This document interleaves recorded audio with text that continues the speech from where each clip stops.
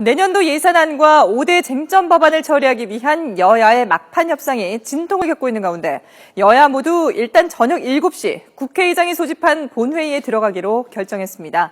양당은 본회의 개최에 앞서서 각각 의원총회를 열어 협상 내용에 대해 최종 의견을 수렴할 예정입니다. 국회에 나가는 취재기자 연결합니다. 이승현 기자.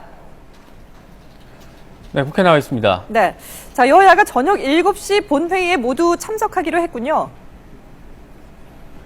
네, 그렇습니다. 오늘 새벽까지 심야 회동을 통해서 이 막판 합의안을 도출했던 여야가 이 최종 조율을 하는 과정에서 평행선을 달리다가 오늘 저녁 7시에 본회의에 개의하기로 합의를 했습니다.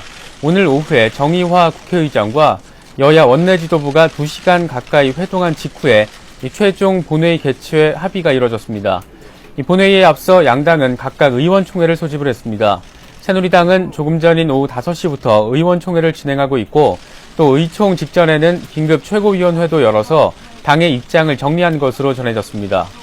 새정치연합 역시 저녁 6시 반부터 의원총회를 소집을 해서 내년도 예산안과 쟁점 법안 처리 사안을 의원들에게 보고하고 의견을 모을 예정입니다.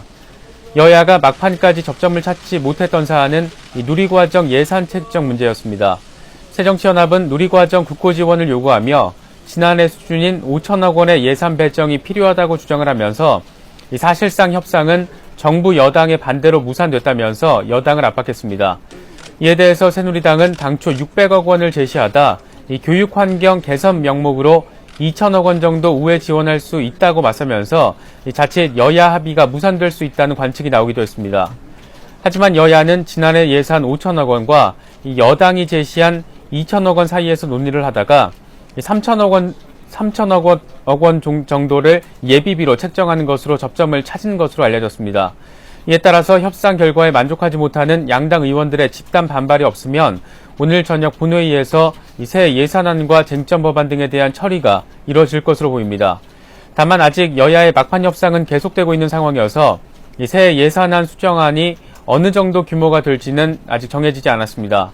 오늘 여야가 새롭게 예산안 수정안을 마련을 해서 본회의에 올리게 되면 이 수정안을 먼저 표결로 처리를 하고 이미 올라가 있던 정부 원안은 자동 폐기되는 수순을 받게 됩니다. 이와 함께 오늘 본회의 처리가 예상되는 안건 가운데 예산 부수 법안으로 올라가는 2018년부터 종교인에게도 과세를 하는 내용의 소득세법 개정안이 포함되어 있어서 이 처리 여부에 관심이 쏠리고 있습니다. 지금까지 국회에서 YTN 이승현입니다.